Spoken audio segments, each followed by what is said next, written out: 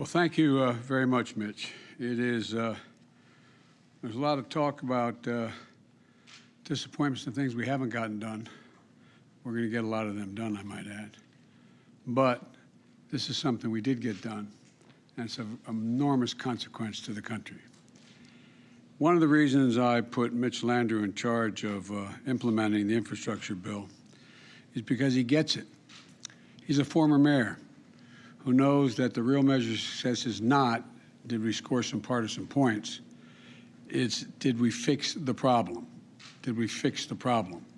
This is all about fixing the problem. I ran for president to unite the country. This bipartisan infrastructure law I signed 2 months ago unites us around things we all depend on.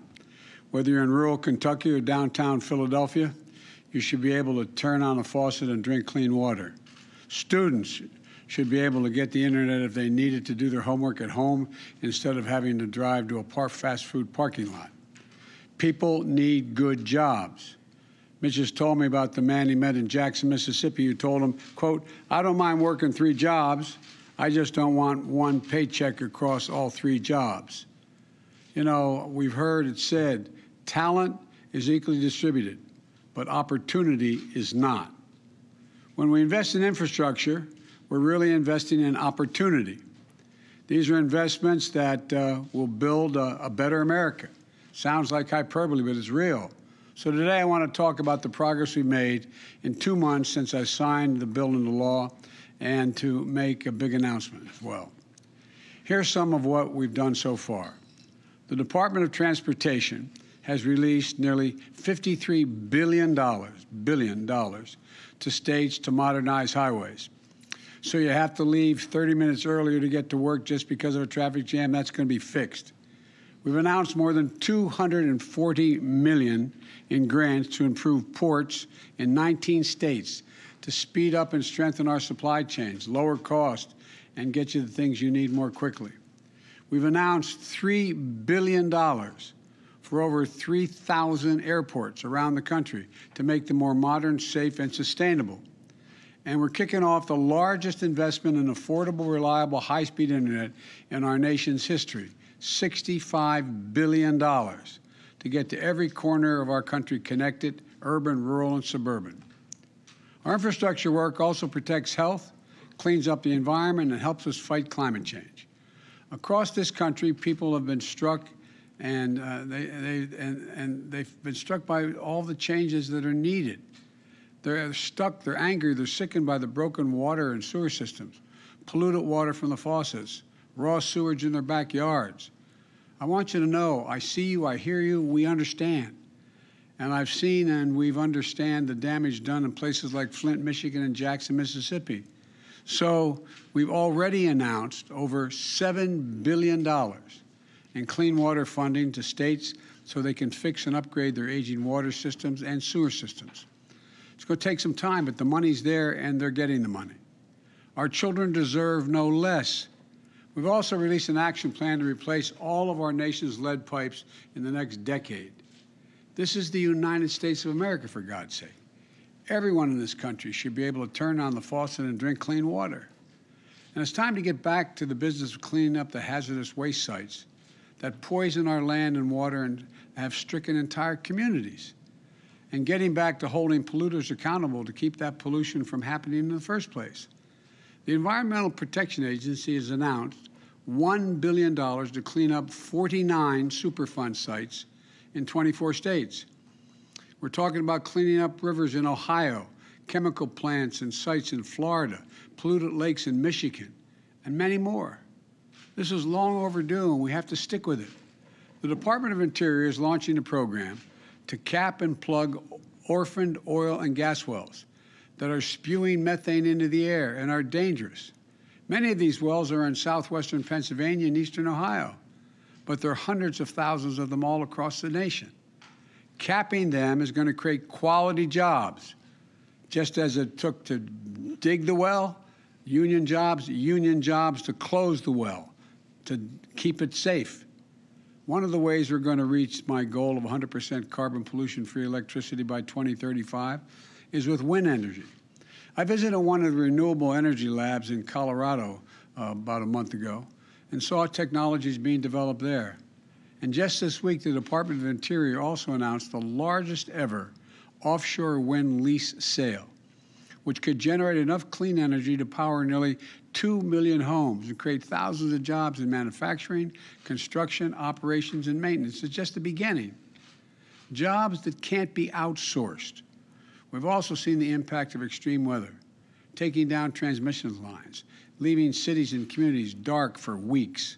So the Department of Energy launched a new initiative to speed up our efforts to strengthen our energy grid with new and upgraded transmission lines and towers, keeping the power flowing for Americans with cleaner, cheaper, and more reliable energy. And that's going to happen. It's going to make a big difference. I also want to be clear. We're in this to win. And, you know, there's a lot of work underway. And it's going to create a whole lot of jobs. And that brings me to the announcement I want to make today. It's just part of the infrastructure bill. My bipartisan infrastructure law includes the largest investment in our nation's bridges since the creation of the interstate highway system. Bridges to connect us, bridges to make America work. Across our country right now, there are 45,000 bridges, 45,000, that are in poor condition. We're seeing photos of some of them behind me in all 50 states. And I've had a chance to see some of them myself as I've traveled the country. I was up in New Hampshire, visited a bridge where, if it's not upgraded, weight restrictions could mean that school buses and fire trucks would have to travel an additional 10 miles out of the way to get to the other side of the river to deal with getting to school and/or putting out a fire. In New Jersey, I just visited the busiest rail bridge in the Western Hemisphere. But because it's not tall enough for ship traffic, it needs to swing open to let barges through. And sometimes when it closes, the rails need to be manually sledgehammered back into place. This slows commerce, increased cost. I went down to Louisiana and saw the I-10 bridge. I stood with the mayor and looked at that bridge. It's 20 years past its planned life. It's handling more than double the number of crossings it was designed to handle, and it's 2 lanes narrower than the interstate that feeds into it, causing backups and accidents. Today, the Secretary of Transportation, Pete Buttigieg, is in Philadelphia at the Martin Luther King Bridge, which crosses the Schuylkill River. The bridge is no longer safe for vehicles, even though it used to carry 25,000 vehicles a day. As we prepare to celebrate Dr. King's birthday, we're also reminded that too often bridges and highways were built through the heart of historic communities, particularly black communities, cutting off families, churches, and businesses. We're going to use our infrastructure investments to reconnect communities. One thing I'm certain of, everyone out there knows what I'm talking about. People have written me about bridges they depend on. One man told me that the bridge he traveled on every day is a tragedy waiting to happen. One woman wrote that a bridge near the center of her town had to be closed. And now drivers and tourists bypass downtown, consequently devastating local businesses. And one person wrote to me to say, quote, "This is your chance to show the people in my area that they matter to you," end of quote. I hear you. I hear you. You do matter to me, and we are going to get it done. My infrastructure law includes a total of $40 billion in funding for bridge improvements. $12.5 billion of that is going to replace the most economically significant bridges in the country. These are bridges like, and I've seen them, the Brent Spence Bridge, connecting Ohio and Kentucky, the I-5 Columbia River crossing, connecting Washington and Oregon, you know, the Blatnick Bridge, connecting Minnesota and Wisconsin. But about 2/3 of the bridges in need of repair in this country are considered what they call off-system, because they're not directly connected to the interstate highway system. These are the bridges that are often overlooked when decisions are being made, but they are essential for small towns, rural towns, farmers to get their products to market, small businesses to be able to serve customers. These are the bridges that, when they're closed, shut off deliveries and routes to school, work, and home. They create longer delays for first responders when every second counts. So we've included $27.5 billion for smaller bridges, including dedicated funding for those off-system bridges I just described. And because maintaining these bridges is often the responsibility of counties or towns whose budgets are stretched thin already, we decided to get rid of the requirement that counties or towns share in the cost. The federal government is going to pay for 100% of the cost for repairing these small bridges. Today, we're releasing the first year of that program, which is $5.5 billion. $5.5 billion to states and tribes to repair and rebuild bridges to make them safer and more usable. This is an investment that's going to help connect entire towns and regions to new opportunities. With this investment, we're sending the message to those communities and to the people who call them home. You matter. We're building back and building back better with you. We're making sure you're not left behind or left out. I'll end with this. These investments are consequential. We're just getting started.